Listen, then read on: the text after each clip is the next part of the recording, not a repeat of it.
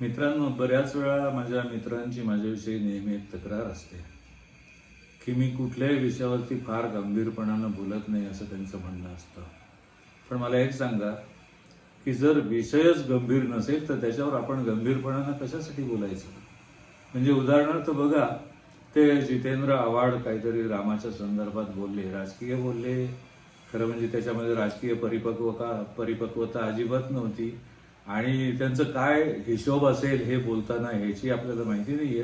पण त्यांनी काही फार साध्य होणार नाही हे बाकीच्यांच्या लक्षात आलं तरी अजून त्यांच्या लक्षात येत नाहीये. तरी सुद्धा त्याच्यावरती प्रचंड गदारोळ माजलाय आणि सगळेजण त्याच्यावरती प्रतिक्रिया व्यक्त करतायत. काही जण त्याच्यावरती मौन बाळगणंच पसंत करतायत. म्हणजे याचा अर्थ असा आहे की काही जणांना हा विषय गंभीर वाटत नाही आणि काही जणांना ह्याच्यात पडावं असं सुद्धा वाटत नाहीये.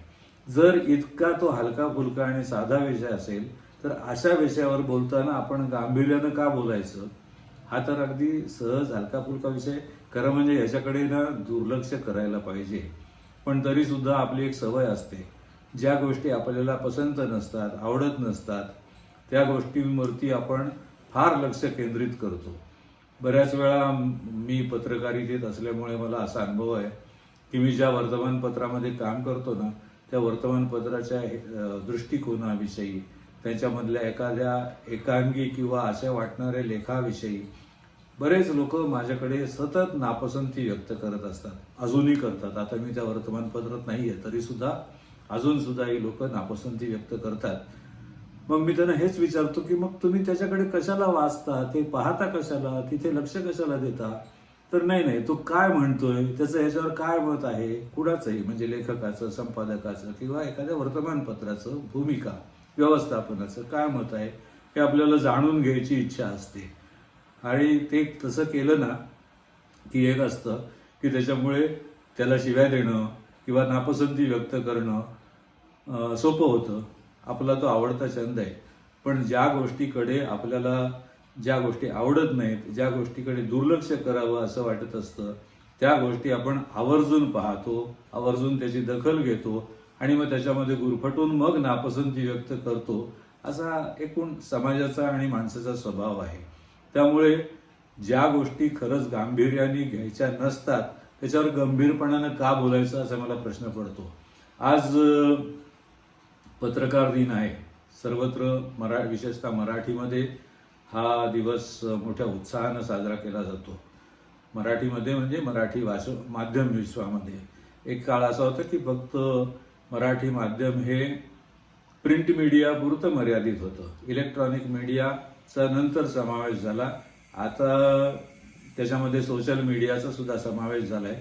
त्यामुळं पत्रकार हा एक विशिष्ट वर्गावरती बसणारा शिक्का आता तसा राहिलेला नाही, तो सर्वव्यापी झालेला आहे. सर्व जणांना, कोणालाही आपल्याला पत्रकार म्हणून घेता येतं आणि प्रत्येक जण आपापल्या माध्यमाचा वापर करतो अशी परिस्थिती आहे. म्हणजे समाज माध्यमांवरती, फेसबुकवरती, ट्विटरवरती वगैरे लिहिणारा, व्यक्त होणारा, अभिव्यक्ती स्वातंत्र्य म्हणून स्वतःची काही मतं, त्याचा विचार सुद्धा म्हणजे परिणामांचा किंवा चर्चेचा विचार न करता सुद्धा तर अशी माणसं ते आपलं मत मांडत असतात आणि त्याच्यामुळे ते पत्रकार म्हणवतात किंवा ठरतात सुद्धा. तर ह्या सगळ्यांसाठी आज हा पत्रकार दिवस आहे.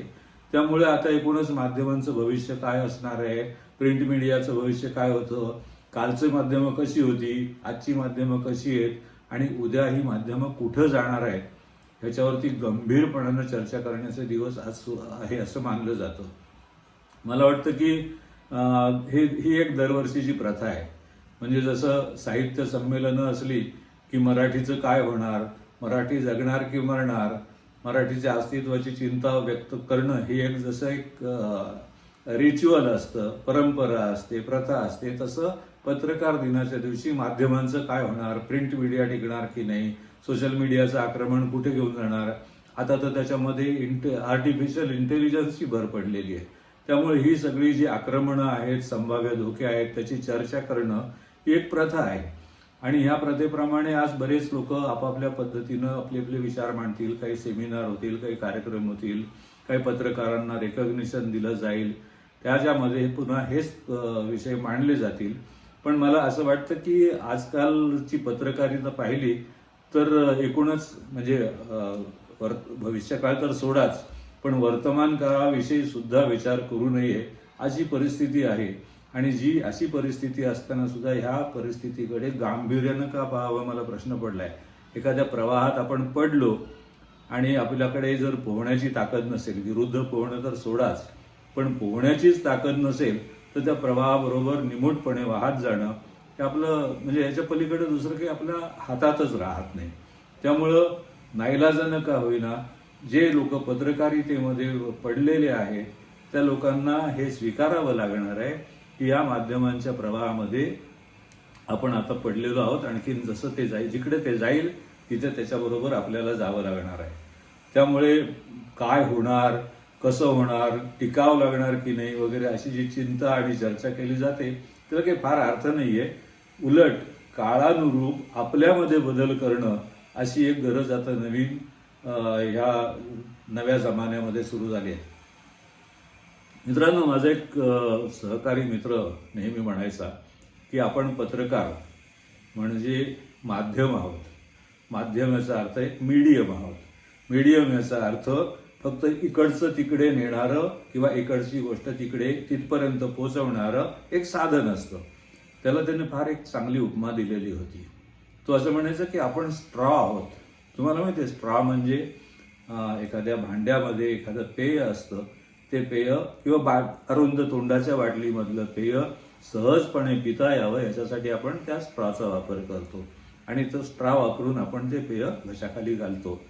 पुढे काय होतं, बाटलीतलं पेय रिकामं झालं, संपलं, सगळं पोटात गेलं, शेवटचा थेंब सुद्धा आपण अगदी त्या स्ट्रॉमधून ओढून ओढून पितो, आवाज येतो आणि मग समाधान झाल्यासारखं ती बाटली बाजूला ठेवून देतो आणि स्ट्रॉ फेकून देतो. पत्रकार हे एक माध्यम आहे. माध्यम म्हणजे स्ट्रॉ आहे आणि आपल्या स्ट्रॉचा उपयोग काय असतो शेवटी, की काम झालं की तो स्ट्रॉ त्या स्ट्रॉसारखी त्याची अवस्था होते. त्यामुळे आपण चिंता करायची नसते असं त्याचं मत असतं. मी त्याच्या पुढे जाऊन असं म्हणायचो की आपण अमृताचा पेला आणखीन कोणाचे तरी ओठ यांच्यामधला स्ट्रॉ आहोत.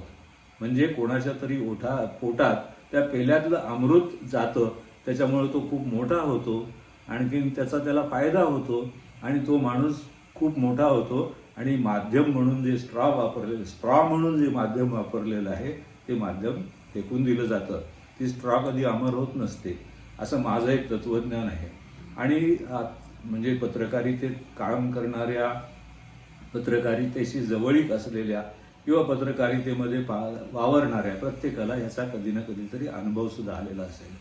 त्यामुळे माध्यम याचा अर्थच असा आहे की फक्त इकडचं तिकडे करायचं, तिकडचं इकडे करायचं आणि ते काम झालं की आपण नामानिराळं व्हायचं.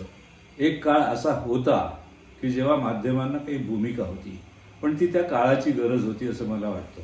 आताच जर एकूण माध्यम विश्व पाहिलं तर आता काळाची गरज वगैरे हे शब्द माध्यमाच्या दृष्टीनं फारसे महत्त्वाचे सुद्धा राहिलेले नाही आहेत. आता फक्त इकडचं तिकडे करायचं, तिकडचं इकडे करायचं, आणखीन ते लोकांपर्यंत पोचवायचं. ते झालं की आपलं काम संपून जातं. 24 तास बातम्यांच्या जमान्यात ह्याच्या पलीकडे दुसरं करणार तरी काय म्हणा. त्यामुळे आपण आता इलेक्ट्रॉनिक मीडियावरती पाहतो की तेव्हा असंच असतं की ते असं म्हणालेले, तुमचं मत काय. मग त्याच्यानंतर मग तो कोणी अँकर किंवा तो बातमीदार असतो तो असं सांगतो की याच्यावर यांनी असं असं म्हटलेलं आहे, हे तुमच्यापर्यंत आम्ही पोहोचवलं.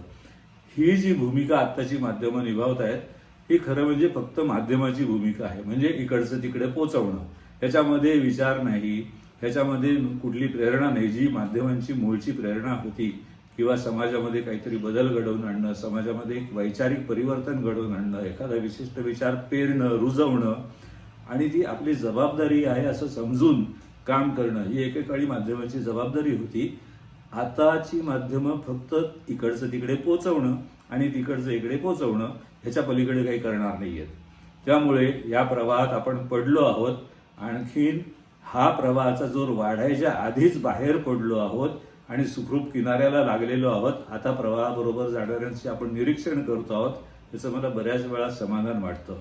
मग त्यामुळे अशा विषयावरती फार गांभीर्यानं का बोलायचं असा मला प्रश्न पडतो.